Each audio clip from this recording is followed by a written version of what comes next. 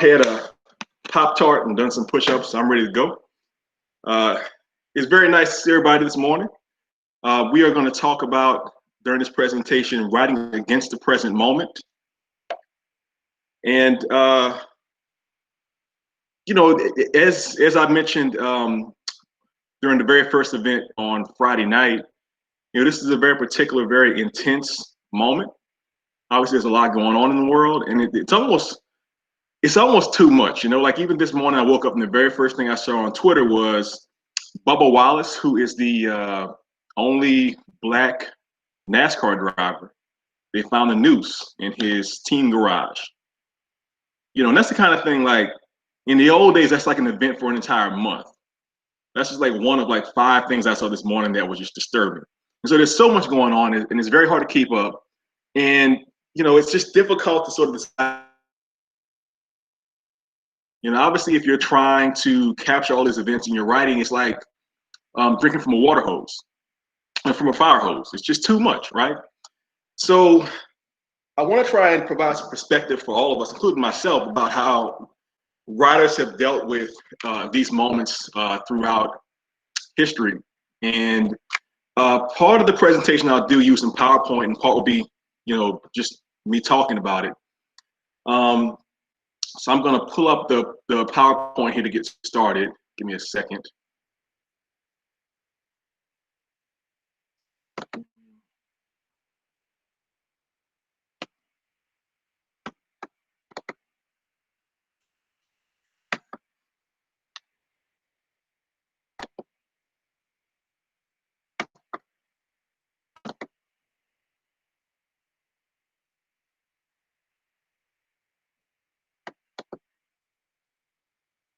All right.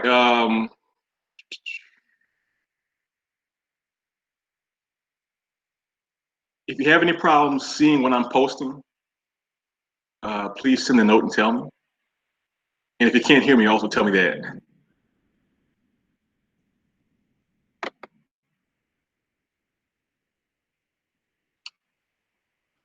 Okay, so as I said, this is Writing Against the Present Moment. I am Maurice Ruffin, as most of you already know that. And the real goal here is just to help us all frame the moment so that we can use it to our advantage as opposed to disadvantage.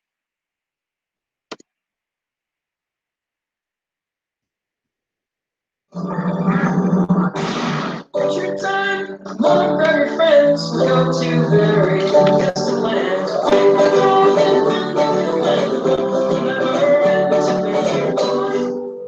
Okay, some of you are familiar with this children's show that lasted for 10 seasons. It was very successful. It was called Adventure Time. And those of you who know me know that I'm a big fan of not just being in that so-called writer space or that sort of literary space. There's so much good information and entertainment in the world that you can draw from to just figure out what you're doing, okay? And Adventure Time is an interesting show because it was a so-called children's show, but it often dealt with really deep themes of mortality, issues of what does it mean to be a person, identity, just really, you know, substantial issues. One of my personal favorite episodes, and they're only like 11 minutes long, so if you want to like, you know, YouTube it or Google it and look it up, it's called The Vault. And I won't go into the plot of the episode, but the show was so well constructed that the concept for The Vault was introduced like in the previous season. And what happened was this. So the main characters I have here on my screen, you have Finn and Jake. It's Finn the human and Jake the dog. The basic background for the show is that it's set 1,000 years in the future in a sort of post-apocalyptic version of Earth called the Land of Ood. And Jake is kind of like a big brother figure to Finn the human. Finn is supposedly the last human on Earth. And he has a lot of sort of dark memories from his past. And at one point he's questioned about his past. You know, people say, hey, you know, where'd you come from? You know, what's going on? Can you just sort of explain to us, you know, who you are? And he tells them, look, I can't talk about any of that stuff. I keep that in a vault. And he sort of mimes to them that, you know, there's a vault. And he's like throwing away the key, or at least, you know, swallowed the key so you can't access it, right? I propose to you that the vault is a very important place. And in most of my presentations, I give a content warning. This one is not quite as expansive as some presentations, but there are some really deep things we need to talk about. So just keep in mind, if you feel uncomfortable, if you feel like you need to take a break, step away, feel free to do that. I'm not here to try and traumatize anybody, but I am here to literally ask you to take a moment, let's say about 3 minutes. And what I want you to do is this. I don't usually have a lot of presentational work moments for the audience, but I do want you to do this thing for me. Take a moment, either on your laptop, on a notepad that's nearby, or even on your cell phone, and think about this very sincerely for a moment. Think of any traumatic experience in your past. Not the most traumatic. I mean, you can if you want to, but just something that really has bothered you, and you think about it occasionally. It's still in the back of your mind. You try to keep it away. Whatever this thing is, it could be something very minor, like for me, and this is going to sound trivial, but it is a thing for me. As somebody who's dealt with like eating issues throughout my life, if I have an apple or a piece of candy and I drop it and I can't eat it because it's been, soiled on the floor, it really bothers me a lot. Like I'm like, I can never eat that apple. I got to get rid of it, right? Or things more substantial, like your relationships with your family and friends, or some thing from your past. Now, look, we're not going to share these moments with each other, all right? We're not going to like put it on screen or talk about it. This is for you yourself, just to think about as we go through the presentation. So I'm gonna stop talking for about 90 seconds, think about it, and mark it down for yourself, whatever that is.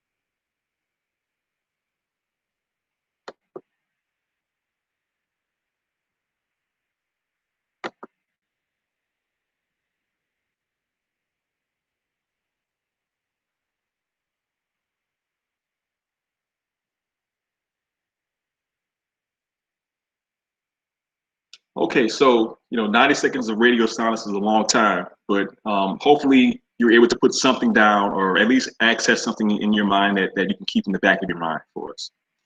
Now, I'm a big fan of using framing devices in life, but particularly in writing, to sort of divide things in a way that makes it more accessible for us to talk about. For the purpose of our discussion today, I think of writing as being in two categories: the ephemeral and the eternal. And as stated, ephemera are things that just kind of go away very quickly. The eternal are things that last for a very, very long time. So on the left side category, the ephemeral category, we have things like Instagram, Twitter, modern memes. People who've been online for like 20 years recall things like LiveJournal, GeoCities. If you were online in like the mid to early 90s, like I was, you recall AOL chat rooms, graffiti, Anthony Trollope. So obviously when people tweet things, it's very interesting. And there's this sort of weird dichotomy, a weird sort of juxtaposition where you can tweet something that sort of lasts only in the moment, but can have an effect. I mean, it's a really big effect. So examples of that are the Arab Spring. I think it was 8 or 9 years ago now, where people were tweeting in Arab countries about certain injustices, and this was causing people to take to the streets. And there was a very real belief around the world that it might lead to a lot of regimes to fall. It didn't happen in most places, but it did cause hundreds of thousands or millions of people to come out of their houses and join together in the streets. Instagram is full of all sorts of interesting and strange posts from movie stars, actors, regular people, media influencers, modern memes. I was thinking about being there for like the beginning of YouTube and seeing people post like cat videos, but also stationary memes. So just like, a picture of the cat, hanging onto a bar in a little little sentence that says, hang in there, beneath the cat, that kind of stuff. Live journal. I was one of those people who was an early blogger, posting, I don't know, 10,000 word essays for my friends to read about, all sorts of things. The NFL teams like New Orleans Saints and stuff like that. GeoCities was an early version of a sort of online community, people to write back and forth to each other. It's kind of like a proto Facebook. And it was a real thing. I mean, it really existed, and it was very important to people. Now, if I asked you today to find, a live journal post that somebody put up, you couldn't do it. On Twitter, I myself have a current account. I had a former account that was pretty popular. It had like 37,000 followers on it. Some of those tweets, got thousands of likes and retweets, and but even myself, I can't find those tweets. They're gone. Graffiti artists make it a point to create something that's either beautiful or provocative or at least artistic in the moment, the better ones anyway. And they sort of accept that it's going to be, destroyed pretty soon. It'll be painted over or covered up or, sandblasted out of existence. I put this writer, Anthony Trollope, here at the bottom of the list because he's always an interesting case in my mind. Trollope was one of the most successful writers of the late 19th century. He was basically that era's Michael Crichton, like Jurassic Park, the guy who wrote that book. He literally said that he wrote prolifically, which he did, like 2 or 3 books per year, because he was paid by the word. He wanted to make a lot of money. He was very successful at that. And yet the vast majority of literary people today, poets and writers, can't name a single thing that he wrote, or at least don't have a real connection or attachment to it. Compare that to the eternal side of the ledger. And I'll start from the back and go up. So from the bottom and go up. So ancient memes. And this is a concept that I did not make myself. A controversial psychiatrist who you probably have heard of, maybe not, called Jordan B. Peterson thought of this idea. And he didn't think of it, he sort of brought it back to the present day. And it's the idea that there are certain stories that even predate antiquity. And they sort of come back to us over and over and over again. And you've heard, many of these stories. So, one example is the idea of the warrior who slays the dragon, right? This is a person who leaves their home, goes to a sort of unknown place, faces a monster, and beats the monster. And by beating the monster, gets access to the treasures hidden behind the monster. This idea is played out in TV shows like Game of Thrones, in the past few years. Any sword and sorcery epic like Lord of the Rings has this concept in it. You see it played out even in the story of the Buddha, who goes into a dark wood and faces a monster, uses weaponry, can't really fight him off until he has to transform himself to access the way to defeat the monster. Peterson, he also argued that Pinocchio is a story that you see in the Bible in some ways. You see it in other faith traditions. I put Homer here because Homer is one of the few storytellers who we can't know his identity because he was working in an oral tradition. And some scholars say that Homer wasn't a person, he was many people over a long period of time. We have a hard time understanding how long time really is. But the fact of the matter is we have some stories that are not only 2,000 years old, but maybe 10,000 or even 50,000 years old. Maurice, right? can I interrupt for a second? Are you meaning to be showing your PowerPoint right now? Yes. Okay, and I will just share that again. Sorry about that. Somebody just asked if that could be put up there. In a second.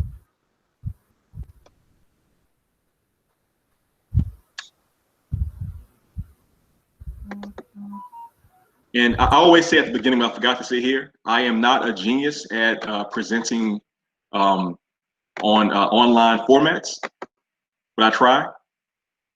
So this is what you should be seeing now. And I'll bring it up big so you can see it better. Can everybody see it now? All right, so. Yes, it's there. Good. So we're continuing in this discussion of the ephemeral versus the eternal. So we've already discussed the ephemeral things. Now we're on the eternal side. This is maybe a controversial thought, but I was thinking about this. equations are a kind of writing because they're designed to translate objective ideas about the universe into subjective ways that we can look at reality. So 2 + 2 is one of the earliest equations. You know, any school child over the age of 6 years old understands it. A more complex one, obviously, is Einstein's theory of energy, which is E equals mc squared. I left the equation out of the equal sign, but it's there. But those are ideas that are transferable from person to person. Obviously, religious texts like the Bible, the Quran, and many other religious texts are things that have survived for a very long time. These are things that go beyond just a person's lifetime, but go beyond many generations, right? And I have here a list of writers. I'll go into detail about some of these writers later on. But I want to point out that these writers have in some way touched the eternal. So to give you an example, Louisa May Alcott, you know her pretty well. She wrote a book called Little Women. That book is so popular that it has been adapted many times, including at least 4 films, including one that came out this year, or very recently anyway, right? You know, Rudyard Kipling has The Jungle Book and other stories that have been remade and adapted across cultures from here in America, you know, as well as in Britain, in China, other places have been just remade over and over again. These stories have a certain traction that most stories don't have. Same for Dickens, right? With you know, A Christmas Story is one of the most adapted stories, certainly in Western culture, but in other cultures as well. Okay. And the question for us here, and I think most people might want to think about this, is how do you become a writer who creates something that is in that left column versus in the right column? You want to be on the right side, not the left side, because the left side disappears. It's designed to disappear. It shouldn't stay around very long. You know, if I could find some of those early tweets from like 2009 or 2008, most were not that memorable. Some were, but for the most part, not so much. And there were people who were operating on Twitter, say around 2011, 2012, who had 100,000 followers, who their names don't even remember anymore. They're just gone. There was one called Schmoodle. Schmoodle was one of the early Twitter people who got like 100,000 followers, and she was not a celebrity at all. If I said, hey, you know, find me a Schmoodle tweet, you just can't do it.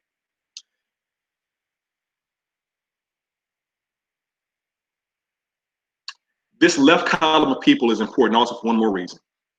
There are currently about 7 billion people alive. Think about the fact that out of 7 billion people who are alive today, we can only name certain writers whose stories matter so much to just continue over generations. And in fact, I had to look this up to remind myself, about 110 billion people have lived throughout the history of humanity. So over the course of 150,000 years or so. It's a lot of people. It's more than we have now. And we can only name stories by people, for a very short period of time. And only a few of those people's stories are considered to be sort of transcendent.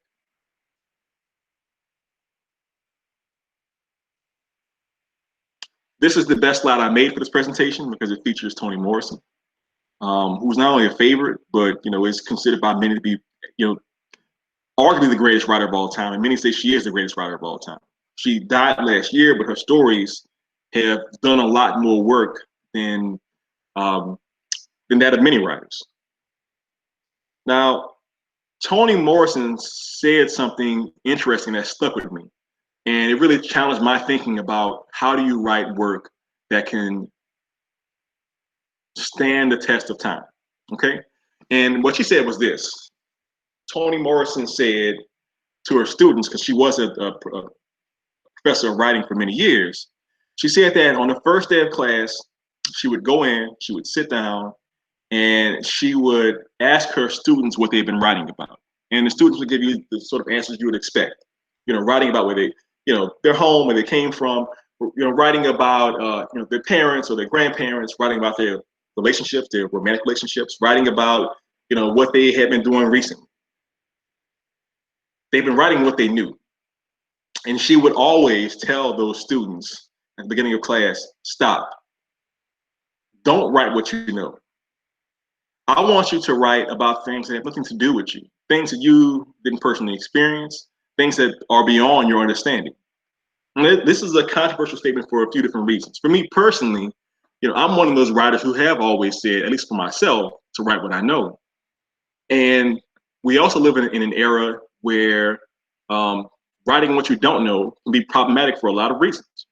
This year, one of the biggest books, American Dirt, right? This was a book that is still today at the top of the bestseller list, the New York Times bestseller list. Is a story about a family.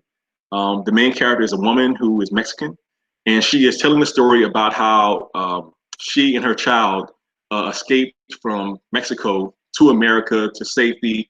And there's all these sort of plot points about, this main character making a deal with a Mexican drug cartel leader. And it's like very sort of salacious and fast paced. Of course, it comes out that the writer is not Mexican. She's just a white lady from America. And then there's this whole, to do about that. She's writing what she doesn't know. It's a big thing. People canceled book appearances. It was just a real big thing. If you don't know about it, look it up online, American Dirt. There's also another writer named Lionel Shriver who about a year or two ago gave a speech about not being afraid to write things that might be offensive to people. And that is very controversial in of itself, because she walks on stage in Australia to give this speech and she's wearing a sombrero. Now, racism, a lack of sensitivity towards different ethnicities, towards other cultures, that's certainly a part of the argument. And I'm bringing that up just to show you how Toni Morrison's statement might be expanded out in ways that people can take advantage of for reasons, for not good purposes.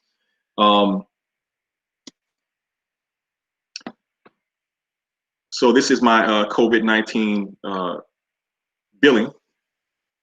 And Shakespeare, like Toni Morrison, is one of those writers whose work has transcended their own lifetime in different ways.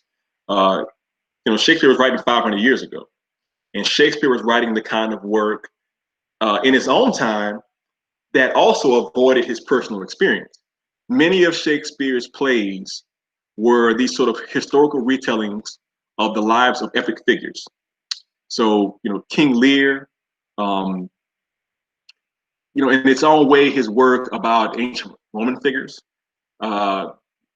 He would take stories and plays written by previous writers about historical figures and put his spin on it. And I'll come back to Bill Shakespeare. We got this fella right here, Bram Stoker.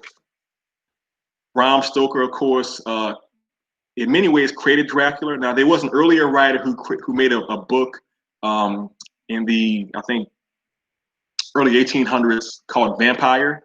And that sort of was the seed material for Dracula as we know him today. But Stoker is the guy that sort of made it really detailed and epic and interesting. And I bring up Bram Stoker because his personal history is this, and this will come back later as we go on discussing this. Stoker, when he was 7 years old, was very, very sick. At that time where he lived, there was this pandemic going around, maybe an epidemic, not a pandemic. And he was bedridden, he couldn't walk at all. And his mom would tell him ghost stories and other stories about monsters, keep him occupied. So you have this sickly kid who thinks he's gonna die, can't get out of bed, he's being fed these ghastly, ghoulish, bloody, ugly stories by his own mother. And then we have Mary Shelley. And I promise this is not strictly a discussion about horror stories, but I'm just trying to give you some context for how writers can write outside of themselves. So Mary Wollstonecraft Shelley is one of the writers from the early 1800s. She was born, and she had a hard knock life, to say the least. When she was a child, her mom died. And that's a slide from Guardians of the Galaxy, which is a Marvel film, but just for our purposes, when Mary Shelley was 1 month old, her mom died. So she doesn't even recall her mom. Her dad was a good guy, but he remarried pretty quickly, and the stepmother was not very nice to Mary Shelley at all. Didn't like her one bit, and she showed it every single day of their life together. Mary had a hard time until she met this guy, Percy Bysshe Shelley, who was a young, talented poet, good-looking person. People liked him a lot. One problem is that Shelley was already married when they met, and so they launched into a torrid, blistering affair when Mary was, I think, only 17 years old, give or take.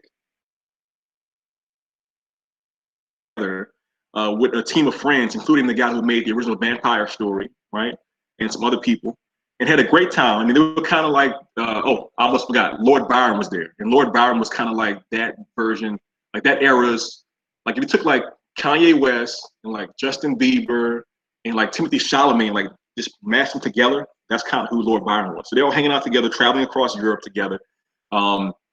They had a good time, and Mary Shelley got pregnant, and she lost a child almost early in the pregnancy, maybe say 4 months into it, in the summer of 1822.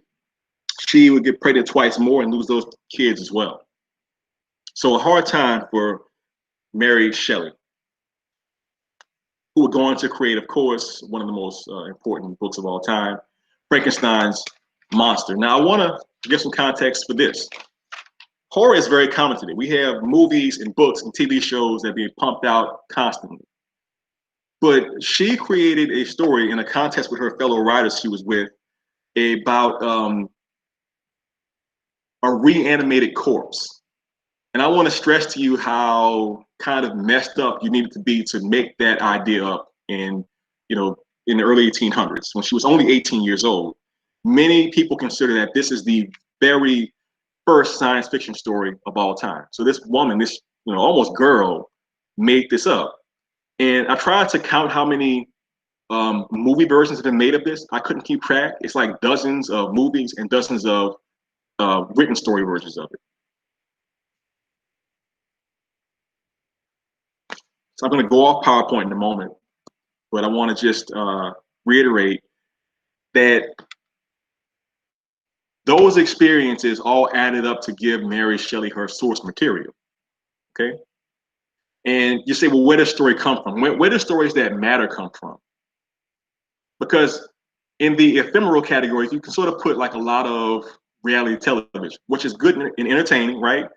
But most of us don't like lie awake or like lie in a field of daisies, looking up at the clouds in the sky, thinking about The Bachelor, or The Flavor of Love, or whatever reality show you like, right? There's something in certain kinds of stories that create an emotional response that sticks with us. So this is a chart of emotions that was made by a psychiatrist, I think about like 100 years ago, give or take, maybe 70 years ago. And you can see on this chart different emotions, right? So for example, most of us want to be in this area, right? You're really, really happy right here with ecstasy. Maybe if it's a little watered down, it's kind of joy, or it's like feel really peaceful. But for somebody like Mary Shelley, who had a lot of really dark things in her personal history before the age of 20 years old, there's a lot of grief and surprise and disgust and frankly pain, right? So these are some of the major emotions that people experience, okay? And I want you to think about the fact that maybe every important, memorable story that's been created came from these emotions. And I'll come back to this off screen in a minute. I want to point out also Jamaica Kincaid, who was one of the writers I had earlier on my list. I picked this as a sort of transition point to show what I'm talking about. So Jamaica Kincaid has a story called Girl from the late 70s, okay? And as far as I can tell, Girl is probably the most anthologized story in Western literature. In other words, if you pick up like a book of like Norton, the anthology, right? or the New American Short Story Collection or something like that, you're going to find this story in a lot of collections. And the story itself is only about 2 pages long. If you haven't read it, you can find it online pretty easily. It's basically this sort of very intimate first-person account of a young Jamaican girl talking to her mom, who's sort of bossing her around, like saying, clean up the house, make sure that your dress is long enough, make sure you talk a certain way, make sure you don't smell. And you can tell that this story is coming from a place of emotion within Miss Kincaid herself. So before I get off the PowerPoint, I want to give you some practical techniques on how to activate the eternal in your writing. And you can do any of these, or one of them, or a couple of them. But I've thought about it. I've used a few of these myself, and I think they're helpful, because I think one of the things that happens for a lot of writers, which is something that we all deal with, is that the most personal, traumatic, painful, consequential parts of our life are things that we don't want to keep in the front of our minds. It just hurts too much. You can't actually move through the world thinking about the worst thing in your life all the time. However, as a writer, you can use these tools to sort of bring things out onto the page, to access them. Make them less personal, make them more about dissecting them and using them as a tool. So for example, you can keep a journal. I do this myself, in hard times, just getting it out onto the page, like really quickly without thinking about it too much, or at least without sort of feeling it too much, is good to do. You can think about, whether you like your family or not, what is it about them that's important to you, or where you came from? Write a simple list on a sheet of paper. What are things you care about? You can conduct a personal interview, like put a list of questions and then just sit down there and answer them on the page.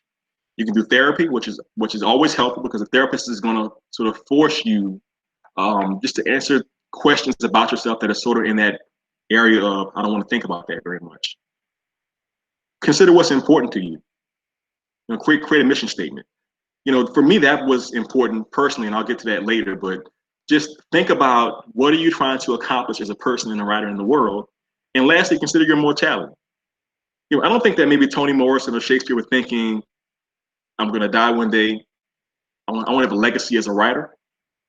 But maybe they were. And in fact, there's one writer, Octavia Butler, and there was a popular post going around social media about 2 or 3 years ago where we saw her notebook. And in her notebook, she was saying to herself, I'm not playing around. My plan is to be somebody who creates work that is remembered long after I'm gone. And a lot of her books, like The Parable of the Sower, have been talked about by later writers as what helped them create their work. All right, so I'll get off this PowerPoint now, and we can talk more or less face to face. All right, so I think for this discussion right now, Mary Shelley is maybe the most important person to keep our eye on for a moment, okay? And the reason why is because, I told you about like her mother and the stepmother and the miscarriages and those things, but I also want to give a broader context for her life. So Mary Shelley was born in 1797, and she was born into a world of tumult. Around 1804, the human population passed 1 billion for the first time. So there were more of us crazy people running around the surface of the planet than ever, right? Cities getting crowded, people are sort of losing their minds.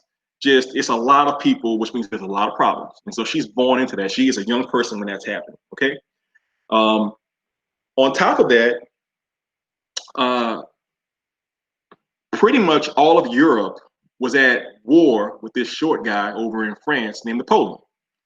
So if you can imagine, this is one of the first real world wars. It wasn't like, Alexander the Great deciding to go attack some other countries and take them over. This was one guy saying, I'm going to take over the world, and then the rest of the world saying, no, you're not.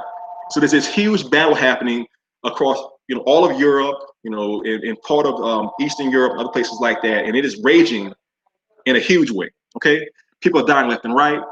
She is a teenager when this is happening. Okay, not only that, but there's other things happening also. When she was a child, the place where she lived, Great Britain, stopped being Great Britain. Great Britain merged with Ireland to form the UK, United Kingdom. So she basically saw her country sort of evaporate and reconstitute in front of her eyes. So that when she's like a young woman, like a teenager, say 12 years old, she's in a country that's only a couple of years older than she is. Okay?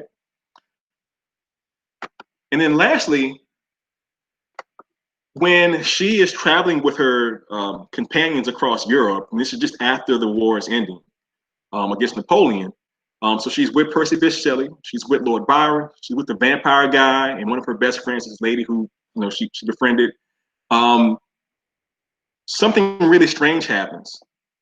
They're hanging out on the countryside, and they go out, one morning into the countryside, and normally it's beautiful. It's bucolic, it's just this, green fields, flowering plants, birds flying around.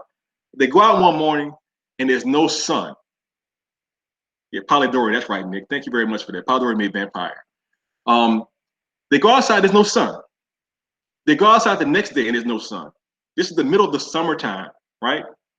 They go outside the next day and the next day, and for weeks on end, there's no sun. This was the summer. That was basically a winter. Instead of being like 70, 80 degrees, it's like 40 to 60 degrees the entire time. Imagine how freaked out you'd be if the season was the opposite of what it should have been. And this was created volcano the previous year, okay? So look what she's going through.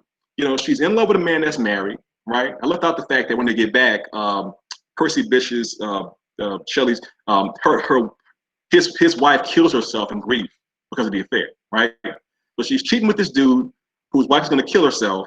She gets pregnant for him while she's abroad. She has a miscarriage during this, summer without sun, right? These things are all going on in her life, right? You would think that she would write about these things directly because, a lot of modern commercial writing, Anthony Trollope style writing, is very direct. This happened to me, I'm gonna write about it, right? But you're not seeing in her stories, stories about the Napoleonic Wars, or even personal stories about a young woman who falls madly in love with a poet and has a difficult experience of having, a miscarriage, right? She doesn't write about that at all. What does she create? She creates a monster who is, reconstituted from the cadavers of several people and reanimated with lightning. I mean, how crazy is that, right? Now, I have a degree in psychiatry. I'm not a psychiatrist. I'm thinking, how do you even create that? Like, how do you make that into an idea that you can actually write out? Well, let's see. Let's get some constituent parts here. Let's see what happened in her life and maybe led to this thing that we still use as a character today, Frankenstein's monster. Well, when she was traveling, she actually came across a place called Frankenstein Castle in Germany. Now, she actually forgot about this. In her journals, doesn't mention it. She forgot she visited the place. And when she was asked where the name Frankenstein came from, she said it came in a dream. But she actually experienced it. Then on top of that, you think about, okay, well, Dr. to create Frankenstein's monster. Not a very nice guy. He goes out and digs up a bunch of graves, desecrates their graves without no consent, no permission, brings the bodies inside, chops them up, sews them back together, creates this monster against all the laws of nature and all the laws of what is good and proper, right? Well, who else was not a very nice person and not very good and proper in her life? Her stepmother, who treated her with cruelty at every turn of her young life. So Frankenstein is not her stepmom, but there's some relationship there. I'm willing to wager, okay?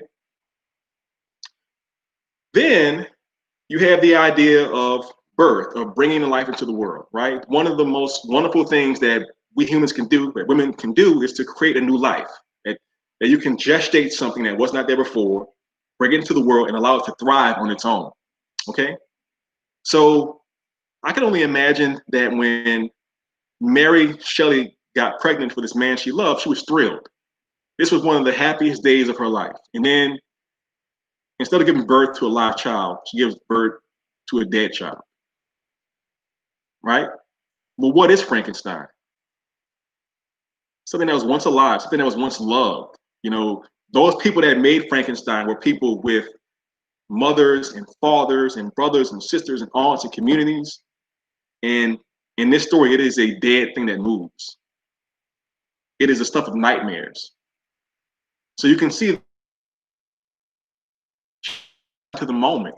She doesn't write about the Napoleonic Wars or about her own life.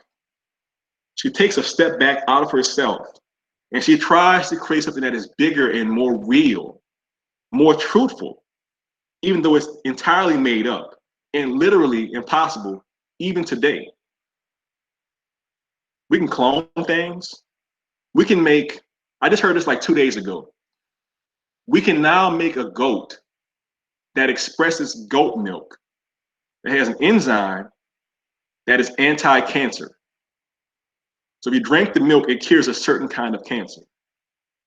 We can make this strange creature, right? We still can't make a Frankenstein. So here's this young woman, 18 years old, not a scientist, not a computer person, not even like, you know, I mean, whatever you want to call her, right?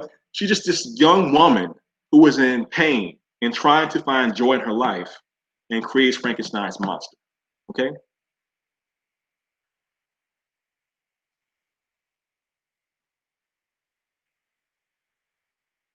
I don't know what her process was, but I can only assume that she was in touch with her emotions, that she understood that she was in a place of grief, and that she was able to access those things. Now, sometimes you just can't say it directly. Sometimes you can't just like sit down and just start spitting it out. But she must have been competitive because she was in a contest with Lord Byron and Percy Shelley and one other writer. Um, and she decides to win. She was pressed against the wall, so to speak, and she creates this new character, Frankenstein. Other writers like Toni Morrison, she decides, I'm not going to write about my family, about my life. You know, Toni Morrison had a very interesting life. She was a young mother with more than one child who was married to a not very good guy, leaves him, goes to New York to start a brand new life in New York City, which is not an easy place to live. You know, if you're a single mother with multiple kids, becomes an editor at Random House, you know, wants to be a writer, but she's making money just. And instead of writing about her journey, she decides to take what was in her past. She was a lover of writers like Faulkner, for example. The idea that Faulkner made up a fake town, a county in Mississippi, that I can't pronounce because it's like 85 letters long, the name of it, right? She loved Faulkner, you know, she loved Hemingway. She loved a lot of writers you wouldn't expect. You know, the greatest writer of all time, Morrison, certainly the greatest Black writer of all time, making sure that she takes the material from her past to create new material. She had heard a lot of stories from her family. And here's a weird fact about her I didn't know until I heard her interviewed on Terry Gross, Fresh Air. Toni Morrison grew up in a mixed Midwestern neighborhood. There was like a third Black, a third European immigrants, and a third quote unquote American white. I would have assumed that she grew up like in the country, like Maya Angelou grew up in Stamps, Arkansas, you know, or that she grew up in a sort of contentious like Black-white setting, like Richard Wright or Ralph Ellison. She said no. You know, almost most of her friends were white growing up. But she made a decision that she wanted to access this part of her own personal history that's really important to her. And so she decides to look to the past of her family and of Black Americans. And she tells stories for the most part pre-1950, almost before she was born. Now, I know I've talked a lot, so I do want to leave a few moments for some questions if anybody has any questions. But if you do, post them in the chat or you know, talk up and we can do it like that. I'll keep talking in the meantime. I will say that I had a personal moment of epiphany when I was in grad school like you. When I got to grad school at the University of New Orleans, and I mentioned this in the first day session when I gave my little 3-minute talk, I was trying to write generic MFA stories. Just, here's a story about a generic character, race is not important, where they're from isn't important, it's just a story about a person doing a thing, right? Concept, plot, bam, right? And I looked around my hometown of New Orleans, which is majority Black and really has been since its inception 301 years ago. And I thought about all the writers I had learned about in my lifetime, right? Maybe the most successful historical writer from New Orleans is John Kennedy Toole, who wrote Confederacy of Dunces, wrote it in the 50s and 60s, committed suicide in the 60s. His mom went on a mission to publish the book, and she did it in the 80s. The book won the Pulitzer Prize in 1981, right? My friend Sarah Broom won a Pulitzer Prize last year. She wrote a nonfiction book called The Yellow House. Great book, right? But this is all before Sarah comes along. So I'm thinking about New Orleans. I'm thinking about the fact that it is a majority Black town in which most of the writers I'm hearing about are white writers. You say New Orleans writers, people say, well, Faulkner was there for a while. Sherwood Anderson was there for a while. Truman Capote, Tennessee Williams, they all passed through.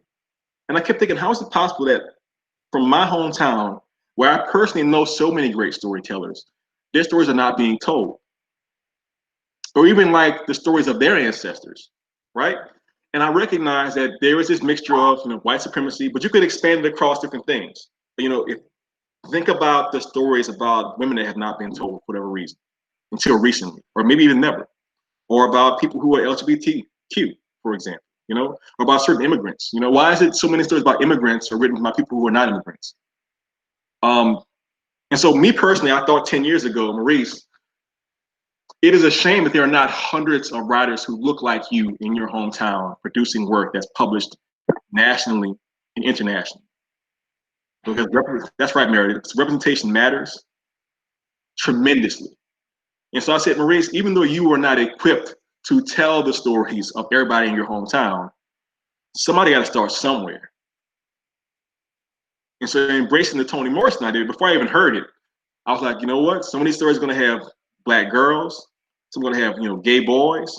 Some are going to have some transgender or non-binary characters. And you're going to write these stories the best you can because, my goodness, if you don't, it'll never get done. That's my personal mission. Now, I'll tell you that in the early part of my MFA schooling, I was stagnating. The stories began to feel boring to me, the earlier stories. None of those stories got published, not a single one of them. But the newer stories, the later stories did get published. And they did get prizes or whatever like that. But the point is, I can't tell you whether my stories are eternal or not. I can never be that judge at all. But I will say that my goal is to be somebody who's in that right side column versus the left side column. My personal hope is not for fame or wealth or prizes or, a big house in the Hamptons. My personal goal is to create work that can be read 100 years from now or 500 years from now by some, kid or grown woman or with computers by then, who knows, right? Who reads my work and kind of goes, wow, I see the human soul in this work, and that inspires me to want to create something on my own. Whether it's literature, whether it's a film, whether it's a space shuttle, whatever it is. Because the work of the Eternal is not about personal accolades. It's about contributing to the human experience in a way that benefits all of us. So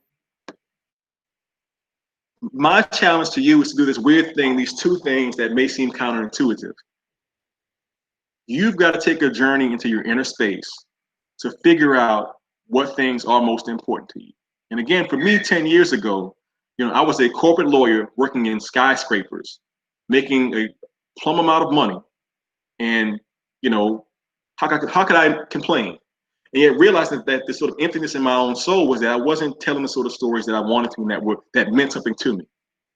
And saying, well, Maurice, you got a mission now, right? Your mission is you want to tell New Orleans stories. So figuring out what is really important to you. And in my list of practical suggestions for you, I left out one thing. I meant to put it on there, but I didn't think until after the fact. Here's one that you might want to try. Ask the people who are closest to you in your life about you? What do they think you think is important? Now, this is probably the hardest of all those suggestions, right? Like many of us don't want to do therapy. I haven't done therapy yet. I may still do it. I haven't done it yet. But, it's like, oh, maybe I don't need therapy, right? But what is harder than like asking your best friend to be brutally honest about you? Now, I remember the other night when Angel Nathis was on, she was talking about brutal honesty, and it's always the brutal part that comes out. And she's right about that, right? But at the same time, you need to find some external truths about yourself, however you can. So whether that comes from like doing a personal history, like interviewing yourself, or going to therapy, or like just asking your mom, I know you love me. I know you think I have like a lot of great traits. You think I'm the best daughter or son or non-binary person in the world. But what's wrong with me? What has been bothering me my entire life? What mistakes do I make over and over and over again? What annoys you about me? And maybe in like getting like the sort of constellation of those different data points, you can figure out what is really truly important to you. Because in my mind, other than like taking this sort of intentional exploration of it, the only way to get to that point of being like, this is what really matters, like getting, away from the bullshit, is to be on your deathbed. You may have read a story by Tolstoy called The Death of Ivan Ilyich. This is a story from over 100 years ago. I read it, I think, maybe in grad school. It is one of the most incredible stories of all time. Why? It's a story about a man, a very self-centered, bourgeois lawyer in Russia who gets cancer. He's got a big fancy house, got a beautiful, intelligent wife, got a great kid. He's been ignoring them the entire time. Didn't care about them one little bit, right? So he's literally like on his deathbed. Actually, it's a death couch, like a death duvet, right?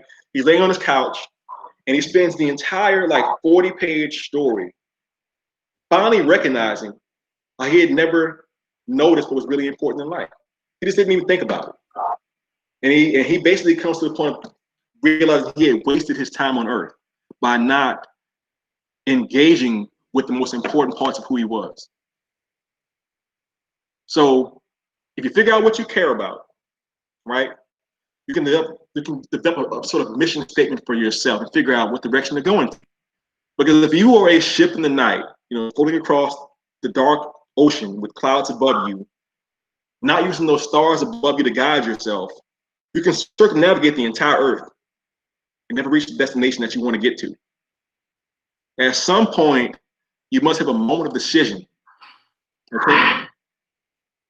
Because for better or worse,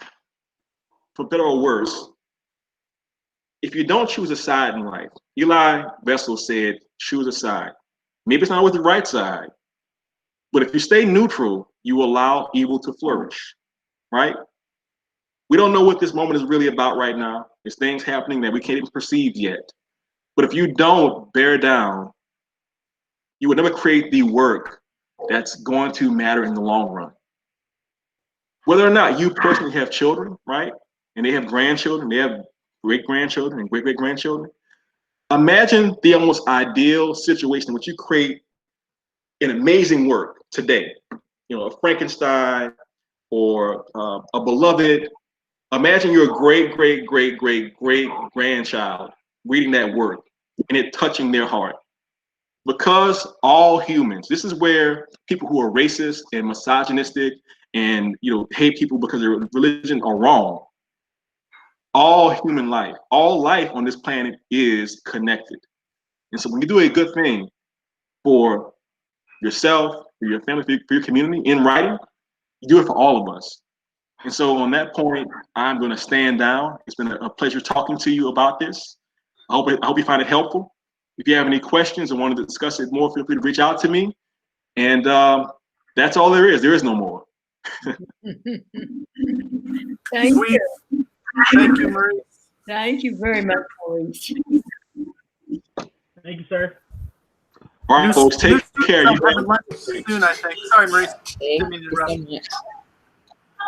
What's that, Gary? I said, I'm sorry I interrupted. I was trying to tell the new students we're having lunch in a few minutes. I'll see them a little bit later. All right, folks, later.